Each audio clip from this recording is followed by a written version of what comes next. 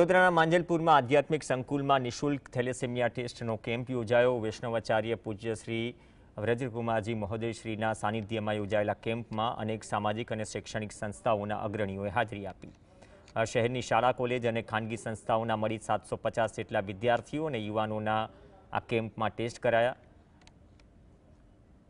વીવાયઓ સંસ્થા દ્વારા વિશ્વભરમાં તબક્કાવાર આ કેમ્પનું આયોજન કરી 1 કરોડ લોકોનો થેલેસેમિયા ટેસ્ટ કરાશે। विश्व नेता लोकप्रिय यशस्वी वडाप्रधान भारत देशना श्री नरेंद्रभाई मोदीजीना 75मा जन्मदिवसना उजवણીના ઉપલક્ષ્યમાં આ દિવ્ય સેવા કાર્ય વિવાયોના માધ્યમથી વ્રજધામ સંકુલના અંદર કરવામાં આવ્યું છે।